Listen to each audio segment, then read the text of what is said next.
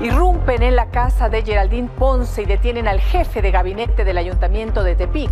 Ella acusa persecución. No todos quieren a Ebrard en Movimiento Ciudadano y Xóchitl Gálvez fue recibida en el PRI. Vamos con toda la información. Bienvenidas, bienvenidos.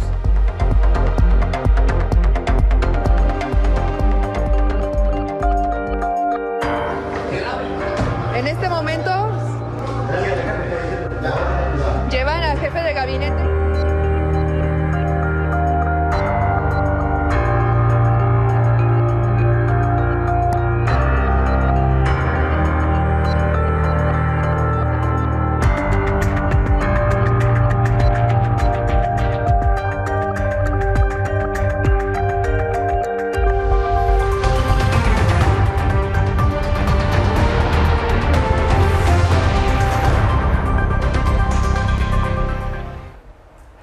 Elementos de la Fiscalía de Nayarit ingresaron a la casa de Geraldine Ponce, alcaldesa de Tepic. En un operativo, los policías ministeriales detuvieron a Alejandro Galván Araiza, jefe del gabinete del ayuntamiento. Se le acusa de violencia familiar y amenazas en contra de una mujer con quien sostuvo una relación personal. En una transmisión en vivo, Geraldine Ponce señaló al gobernador Miguel Ángel Navarro de persecución política y lo responsabilizó en caso de sufrir daños a su integridad. Todos son integrantes de Morena. Geraldine acusó persecución por apoyar a Claudia Sheinbaum cuando en Nayarit el gobernador, alcaldes y diputados se decantaron por Adán Augusto López. Es una obsesión por parte del gobernador que tiene contra mí, contra gente de mi gabinete, mis funcionarios, porque pues no sé qué es lo que piense. Simplemente he trabajado y aquí están. En este momento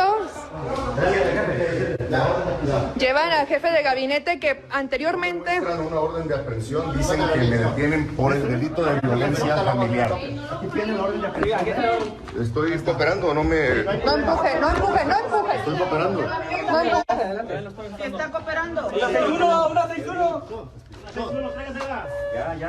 Aquí dice que está la orden de aprehensión supuestamente por violencia familiar. Donde se le entregamos la orden de aprehensión que tenemos que ejecutar. Dicen que es un delito de violencia familiar. Un operativo. No encuentran al asesino del periodista. Ahí está. Y a mí me hallaron. Esa es la por delito de violencia familiar. ¿Lo pueden creer? Les dije, este es... Xóchitl Gálvez se reunió con los priistas en la sede nacional. Esto es parte de lo que sucedió.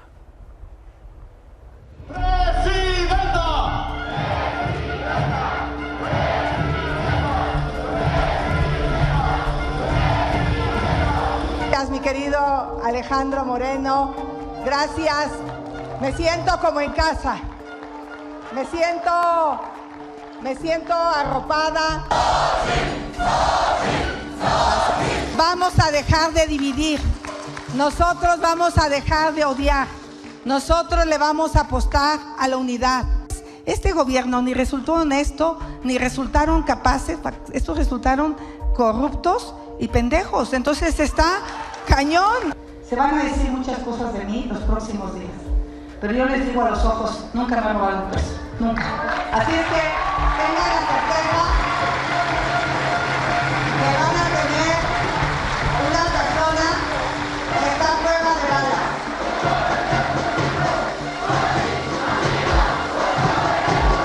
Morena y sus aliados tiraron a la basura la oportunidad que la gente les dio. Y esa oportunidad está ahí, esa esperanza sigue ahí, pero esa esperanza ya no le pertenece a ellos, esa esperanza nos pertenece a nosotros. Que no tengas duda, hoy veo al priismo que se entrega contigo, que confía en ti y que no te van a fallar y no te vamos a fallar.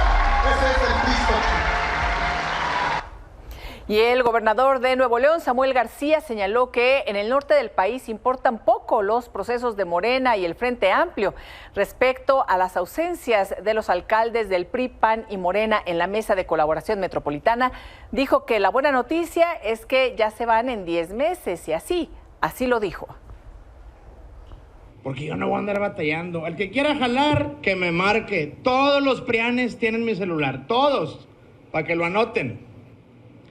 Pero como los obligan a que no me hablen, porque tienen jefes, imagínense, alcaldes y diputados, que sus jefecillos, unos capos, prohibido hablar con Samuel. ¿Alguien ha escuchado hablar del pacto por Nuevo León del PRIAN? Nada más ellos saben que existe esa madre. Ya lo voy a decir, ingue su madre. La buena noticia es que ya en 10 meses se van a la chingada todo el PRIAN de Nuevo León. ¡Vámonos! ¡Bórrenle ya! El senador Clemente Castañeda anunció que buscará competir por la gubernatura de Jalisco y pidió el apoyo de la ciudadanía. Queridas amigas y amigos, Jalisco es una gran obra, una obra colectiva. Y como toda gran obra merece ser cuidada, continuada, retocada y mejorada. Merece mantener un lugar central en la historia de nuestro México. Por eso quiero decirles a los hombres y a las mujeres libres de todo el estado y de este gran movimiento que quiero ser gobernador de Jalisco y que los necesito para que defendamos juntas y juntos el legado que durante generaciones hemos construido. Por Jalisco, ni un paso atrás. Y también de Movimiento Ciudadano, la senadora Indira Kempis cuestionó nuevamente la posible incorporación de Marcelo Ebrard a Movimiento Ciudadano. A través de su cuenta de Twitter, la legisladora publicó: imagínate que salen reclamando un dedazo en el partido de Morena y llegan a Movimiento Ciudadano a que te premien con un dedazo pactado. ¿Qué es esto? ¿El viejo PRI? Y Marcelo Ebrard aseguró que la Cuarta Transformación tiene que mejorar y llegar a un segundo nivel. El canciller reiteró que serán días de reflexión para decidir el camino a seguir rumbo a las elecciones de 2024. Veremos qué es lo que decide y si decide irse a MC o quedarse, veremos. Por lo pronto, Félix Salgado Macedonio pidió a Marcelo Ebrard que se quede en Morena, que no caiga en la traición y que acepte el ofrecimiento de coordinar al Senado para garantizar la continuidad de la 4T. A través de redes sociales escribió así: Marcelo, abrazar a Claudia es abrazar a México. Quédate, Marcelo. Dante es un traidor a la patria y a nuestro gran presidente AMLO. Tú eres un hombre inteligente y sabrás decirle no a la traición. Recuerda que esos forajidos te traían en el exilio en Francia y este gran presidente te volvió a México para convertirte en secretario de Relaciones Exteriores. Estás en libertad de decidir tu camino, así lo dijo AMLO, pero recuerda la palabra gratitud. Y Gerardo Fernández Noroña anunció su regreso a la Cámara de Diputados. Yo con este movimiento o floto o me hundo, pero con el pueblo. Regreso a mi curul. Ese es mi destino. El INE informó que de las 27 personas registradas como aspirantes a una candidatura presidencial independiente, hasta ahora únicamente 6 cumplieron con los requisitos para obtener su constancia. Está el exgobernador de Oaxaca, Ulises Ruiz, el fundador de El PES, Hugo Eric Flores, el actor Eduardo Verástegui, además de Rocío González Castañeda, César Enrique Aciaín del Castillo y María Ofelia Edgar Mares. El PRD presentó una denuncia ante el INE en contra de López Obrador por las declaraciones en las que anunció la entrega del bastón de mando a Claudia Sheinbaum. Ángel Ávila, representante del PRD ante el INE, pidió que el presidente emita una disculpa pública. Quiero informarles que como partido hemos presentado una queja en contra del acto que presentó el presidente Andrés Manuel López Obrador entregando el bastón de mando a la señora Claudia Sheinbaum. Evidentemente, el presidente de la República está violando la Constitución. El artículo 134 constitucional establece que los funcionarios públicos, las y los funcionarios públicos, deben de guardar los principios de neutralidad, equidad e imparcialidad. El presidente López Obrador está haciendo propaganda a favor de Claudia Sheinbaum, está haciendo propaganda a favor de Morena con este tipo de actos. Por ello, el presidente está violando la Constitución. López Obrador inició un viaje por Sudamérica. Este viernes se reunió con el presidente de Colombia, Gustavo Petro, para iniciar una gira donde hablará sobre estrategias conjuntas para controlar el tráfico de drogas y la migración. Lo acompañan el secretario de la Defensa Nacional, Luis Crescencio Sandoval, el secretario de la Marina, Rafael Ojeda, y la canciller Alicia Bárcena. Mañana por la noche viajará hacia Chile, en donde va a conmemorar el aniversario luctuoso de Salvador Allende.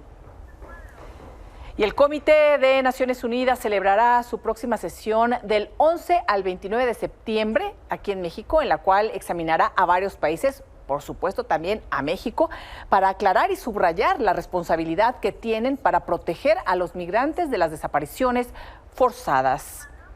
En Acapulco, Guerrero, continúa la búsqueda de 7 jóvenes de la comunidad LGBTIQ+.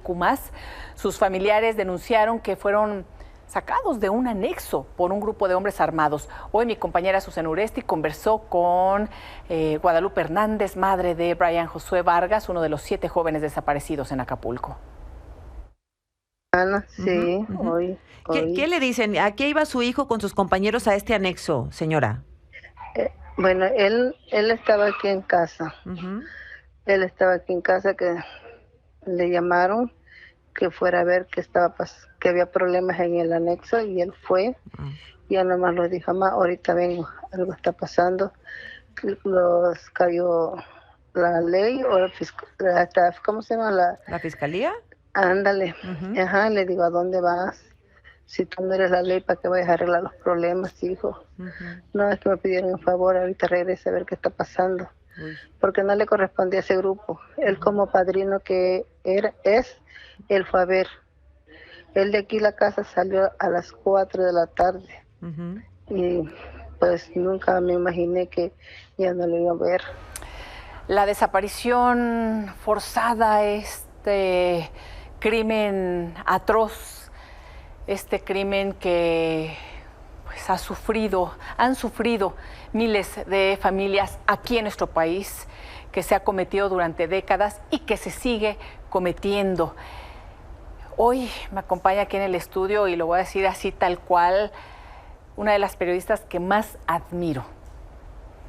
Es una periodista valiente, rigurosa, y precisamente escribió un libro sobre una de sus investigaciones que le ha llevado más de 11 años, Marcela Turati. Gracias por estar con nosotros. Muchas gracias a ti por invitarme. Y gracias por... Querida Marcela, es este libro, un libro que tenemos que leer todas las personas, porque esto ha sucedido en nuestro país y sigue sucediendo, se sigue cometiendo bajo el amparo del poder de las autoridades. Lo he repetido aquí, cuando hablamos de desaparición forzada, el forzada significa que están las autoridades involucradas, metidas, y tú has dado seguimiento al caso de San Fernando. De hecho, se conocía y se decía San Fernando II. ¿Cómo empieza esta historia para ti? Bueno, todos vivimos, creo, nos acordamos, ¿no?, de San Fernando, que le llaman la masacre de los 72 migrantes en ese municipio de Tamaulipas, a hora y media ya casi para llegar a la frontera con Estados Unidos. Y 8 meses después de ese evento de agosto de 2010, ya en abril de 2011, pues nos enteramos de estas fosas que eran en ese momento... era el mayor número de fosas, eran más de 47, habían sacado al menos 200 cadáveres. A mí me asignan de la revista Proceso a cubrir ese hecho, y bueno, me quedo impactada de ver familias que venían de todas las partes del país asomarse a ver si su familiar estaba en alguna de esas fosas, porque no se habían comunicado. Familias de Guanajuato, de Querétaro, de Michoacán, muchísimas, ¿no? Gente de Tamaulipas que no podía ni hablar, ni denunciar, no podían ni decir el nombre de su hijo desaparecido. Y además, pues me tocó ver cuando los suben a un tráiler y se los traen a Ciudad de México, a 120 de ellos, y empieza esta segunda parte, que es cuando las autoridades ocultan a las personas desaparecidas, ¿no? Cuando tú ves esa fosa, ¿no? Narras al inicio de tu libro, que además, pues bueno, lo vas narrando de una manera fantástica, además de, por supuesto, conmovedora, ¿no? Pues te quedas ahí, o sea, no puedes dar vuelta a la página, porque no podríamos dar vuelta a la página, ¿no?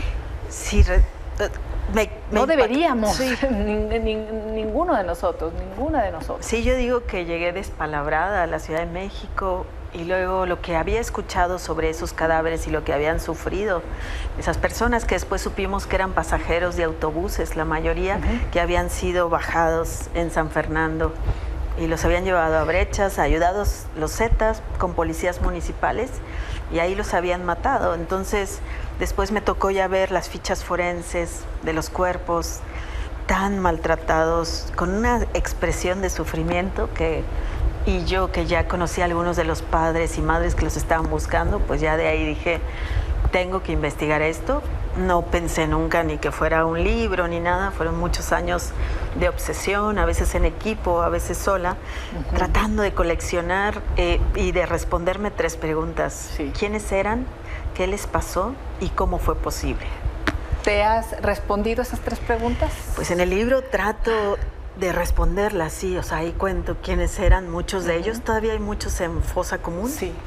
¿Qué les pasó? Y es en la primera, o sea, en la primera parte de cómo los mataron, por qué a ellos, y después cómo los desapareció la PGR, porque las autoridades, y eso trato de mostrar el sistema de por qué tenemos esta crisis forense y por qué tenemos esta tragedia humanitaria de 112,000 personas desaparecidas y 55,000 por lo menos cuerpos no identificados. Entonces mucha parte depende de la autoridad, y entonces era eso. Y la siguiente es ese, cómo fue posible, de qué decían las autoridades federales, municipales, estatales, de qué les tocaba hacer y cómo todo el mundo decía que no les tocaba hacer nada. Y el terror a denunciar, Marcela, también narras lo que te van diciendo familiares, ese temor de estar volteando a todos los lugares, las advertencias que te decían, olvídese usted de esto, no siga, ¿no? Y esta maquinaria del crimen, del horror, que continúa, que sigue. Incluso hay de los detenidos, pues, no sé si autoridades, son autoridades. No hay ninguna autoridad creo que detenida. Comentabas aquí que no hay ninguna sola. Y ni siquiera hay nadie sentenciado por estos crímenes de hace 12 y 13 años. Aquí digo, es un viaje al crimen autorizado, porque siento, sí. Y no es solo Tamaulipas, y no es solo San Fernando. O sea, este es el ejemplo que pude poner, sí. Pero las carreteras en muchos lugares siguen tomadas. En muchos lugares sigue habiendo municipios bajo la dictadura del terror, del crimen organizado, aliado con policías, aliado pues con autoridades. Y lo interesante también del libro, lo que traté de mostrar es cuando interviene ya el equipo argentino de antropología forense y se hace un convenio con ellos y con la Fundación para la Justicia y colectivos de madres centroamericanas y mexicanas, pues empezamos a encontrar las claves de cómo el Estado, o sea, cómo no hay un interés de regresar a las familias, a estas víctimas. O sea, como el joven de Michoacán que tenía en el pantalón su CURP, tenía su dirección, nadie le llamó a la familia. 5 años después, cómo incineraron a 10 cadáveres de los que no tenían certeza de quiénes eran, cómo hay cadáveres enterrados, cuerpos enterrados que les entregaron a familias que no eran y que otras familias están esperando a que se los regresen. O sea, este desastre forense, esta crisis forense, pues se muestra aquí en este, pero como opera en muchos otros casos, ¿no? Y luego esta narración de cómo los traen a la Ciudad de México para volverlos a enterrar. Eso, es que esa es la política. O sea, encuentras personas que de por sí, pues dices, estos ya los encontraron en una fosa. Nadie les previno y luego nadie los protegió, pero todavía cuando los rescatan, pues los vuelves a ocultar. Entonces, para las familias, y este es un recorrido, yo como reportera que cubre desapariciones, que quiero que escuchen lo que estas familias tienen que atravesar en estos laberintos de la impunidad que hay en México y cómo tratan de desenterrar verdades que si las escuchamos podríamos cambiar esta historia. Y lo que pudiera parecer algo del pasado, superado, resuelto, es todo lo contrario. Se sigue repitiendo una y otra vez, se sigue cometiendo el crimen, bueno, por supuesto hasta que no aparezcan, pero más allá de eso se van acumulando estos crímenes. Has sido cuidadosa con los nombres, con las formas en las que fuiste narrando, con las historias, también de los propios criterios éticos que te planteaste en un inicio y que después reflexionas y dices, y a lo mejor no era lo suficiente, pero visto a 10 años, 11 años, 12 años después, pero que tenías que contar y que no podías quedarte callada. Sí, eso fue muy duro y fueron muchos años de dudas, de miedos. También fui perseguida como muchos que investigan desapariciones, ¿no?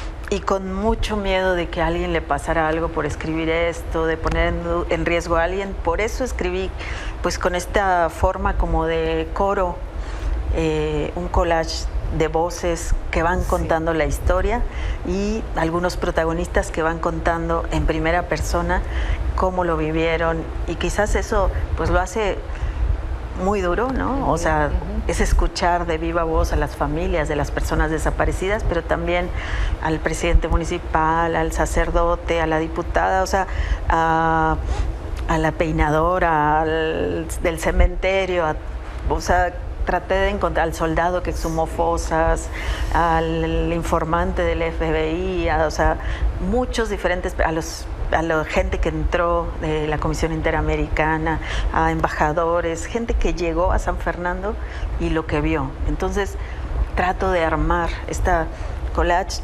y de mostrar cómo se vive bajo una dictadura del terror y también la respuesta tan nefasta de las autoridades y cómo esto forma parte de esta fallida guerra contra las drogas, ¿no? Sí. ¿Te imaginaste que seguiríamos en esta dinámica, Marcela, que se incrementaría el número de personas desaparecidas, que no se resolverían las anteriores, que se seguirían cometiendo estos crímenes, que las zonas serían dominadas, grandes, vastas zonas del territorio por el crimen, que las fosas siguen apareciendo?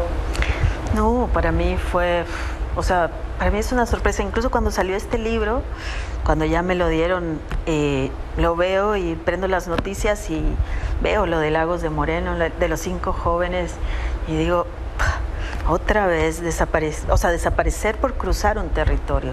Otra vez las formas tan crueles que usan estos grupos de matar, si es que están muertos, ¿no? O sea, si ya se encontraron, pues de poner entre ellos a pelear. Aquí en San Fernando fue la primera vez que vimos esto, dinámica de cómo... Como el Coliseo, comentas, ¿no? Que los ponen a pelear entre ellos a muerte.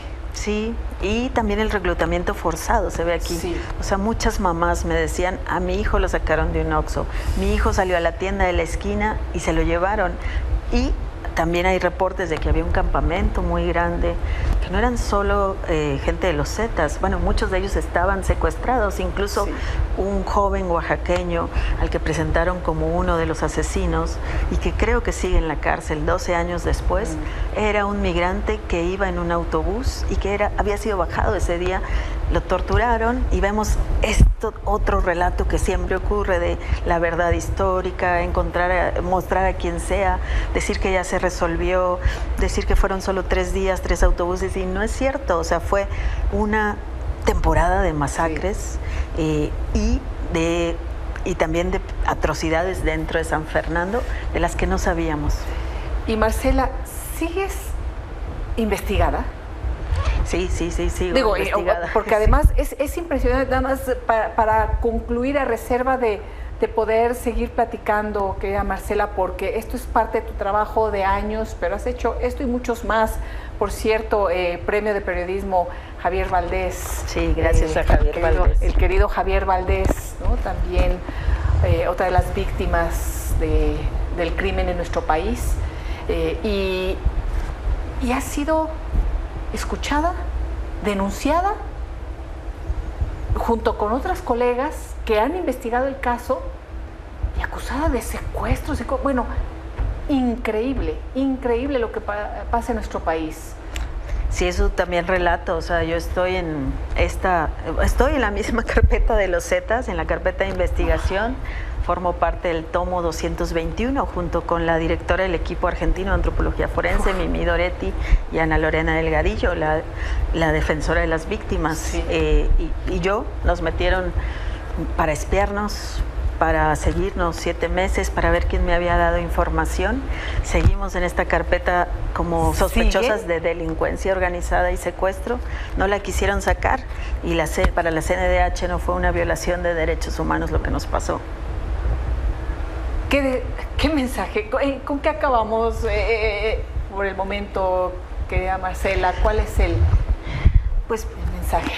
O sea, este libro es fuerte de leer, sí, pero lo hice justamente como de una manera que hay un momento en donde muestro estos mecanismos de la impunidad, muestro cómo está el sistema que desaparece a personas desaparecidas, un poco en dónde está fallando y cómo podemos intervenir. Y hay una parte esperanzadora dentro de todo, que es acompañando y lo que nos cuentan y lo que descubren estas mamás que desentierran verdades y que esas verdades nos van a ayudar a salir adelante. De verdad que hay que escucharlas, no es nomás un relato de horror, sí hay claves para salir de esta crisis forense y de esta tragedia humanitaria que tenemos en México.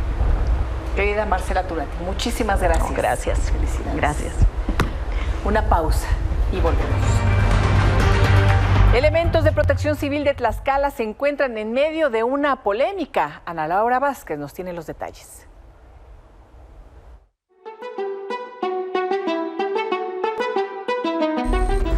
Ya solicitamos un informe a la Dirección de Protección Civil para que pueda clarificar el por qué se usaron estos cascos. De insensible, machista y hasta de promover la trata de personas fue acusado el director de Protección Civil de Tlaxcala. Y es que el pasado 4 de septiembre lo captaron así, con este casco, durante un incendio en una fábrica. Tiene la estrella de la vida, pero en lugar de llevar al centro la vara de Esculapio, tiene una bailarina de table dance con todo y tubo.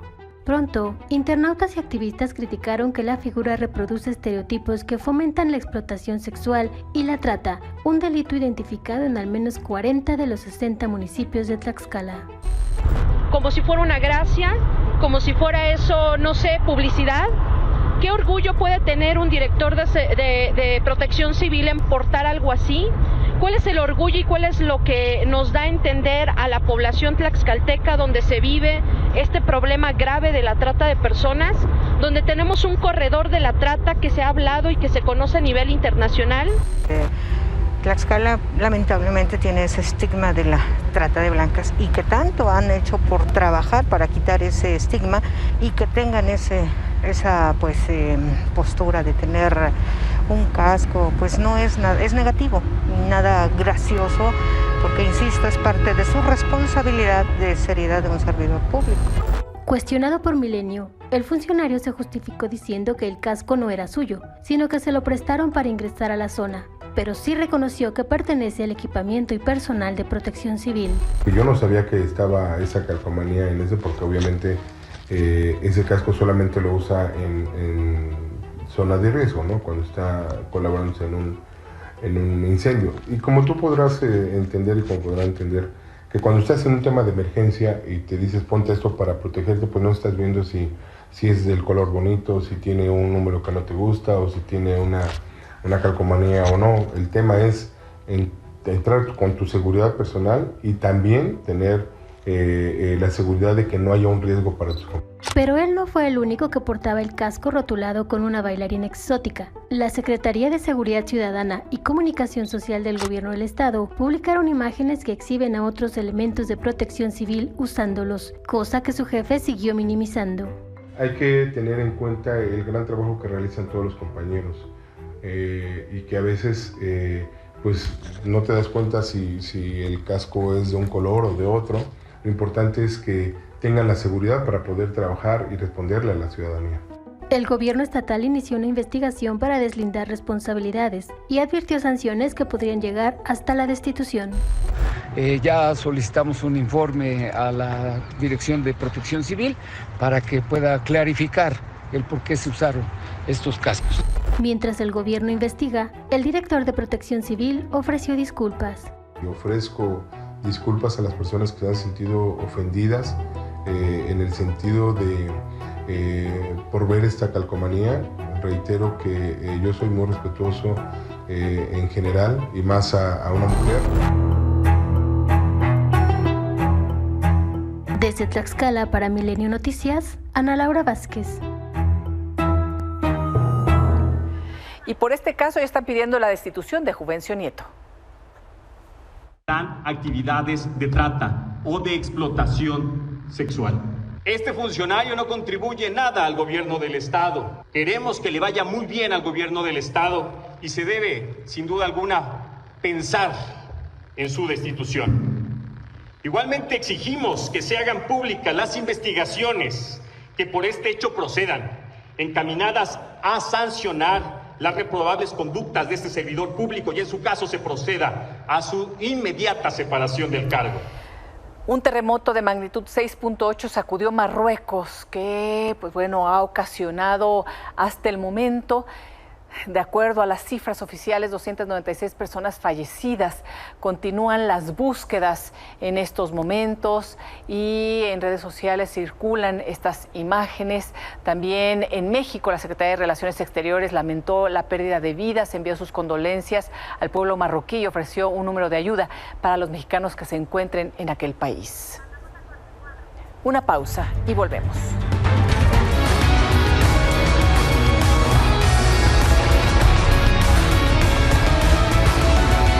Querido Higinio, buenas noches. ¿Qué tal, Elisa? ¿Cómo estás? Es un placer saludarte. Pues fíjate que esta semana se presentó una noticia bastante lamentable. La situación que vive Julio Urias, el mejor beisbolista mexicano en la actualidad, no le está pasando nada bien. Tremendo, inaceptable la violencia. Vamos a ver qué es lo que dicen las autoridades. Muchísimas gracias. Un fuerte abrazo, Elisa. Feliz fin de semana. Feliz fin de semana. Y sí, ya es viernes de Susi.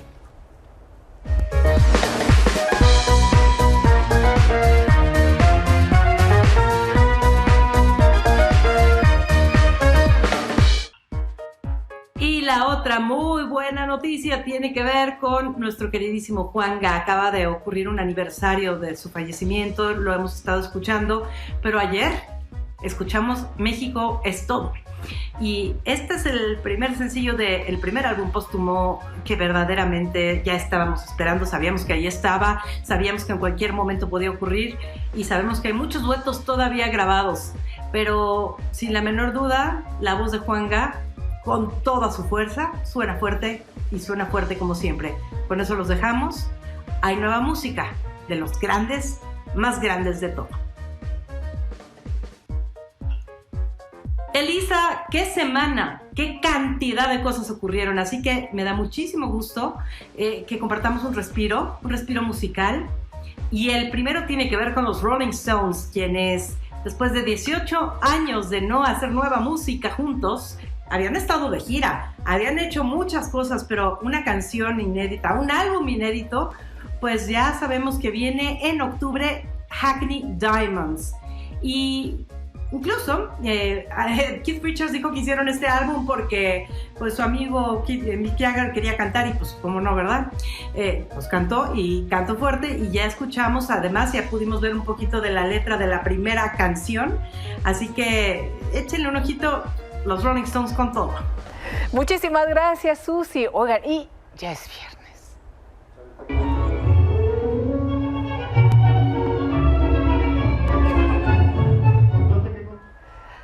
Hasta aquí la información. Gracias por su atención. Los espero el próximo lunes en este espacio de noticias. Que tengan muy buen fin de semana. Hasta entonces, buenas noches.